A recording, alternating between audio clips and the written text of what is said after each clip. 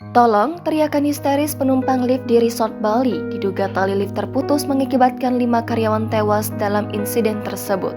Kecelakaan dalam bekerja pastinya sering terjadi, sama halnya dengan 5 karyawan yang tewas di insiden lift resort di Bali.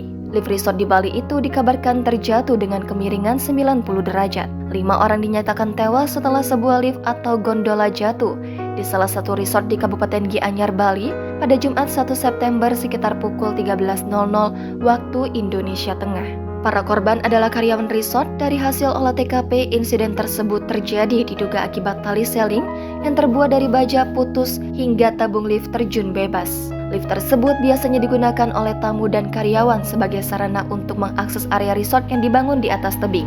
Panjang rel lift tersebut sekitar 60 meter dengan kemiringan lift 35 derajat dan ketinggian 100 meter.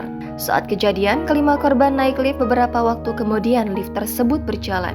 Namun, ketika lift hendak mencapai puncak, sejumlah saksi mendengar suara teriakan serta suara benturan di area lobi. Para karyawan pun berlari keluar dan menemukan tali saling putus.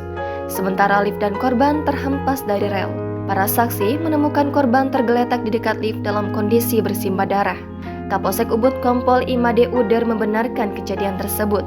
Menurutnya, ada dugaan kelalaian dari pihak manajemen.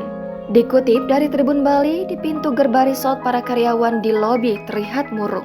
Bahkan ada yang duduk lemas di pojokan, sementara yang lain saling menenangkan. Kapolsek Ubud Kompol Imade Uder mengatakan pihak kepolisian kesulitan meminta keterangan pada karyawan. Mereka masih syok, belum ada yang bisa memberikan keterangan karena kejadian terjadi sangat tidak terduga. Ujarnya, adapun korban yang tewas dalam kecelakaan kerja tersebut yakni 2 orang laki-laki, Sang Putu Bayu Krisna 19 tahun dan Iwayan Arya Setiawan 23 tahun, serta 3 orang perempuan yakni Niluh Superningsi 20 tahun, Kadek Hardiati 24 tahun, dan Adek Yanti Pradewi 19 tahun. Orang-orangnya masih muda, semuanya di bagian housekeeping, statusnya pegawai DW atau daily worker, ujar seseorang karyawan setelah berhasil menenangkan diri. Jangan lupa subscribe, share, komen, dan like ya!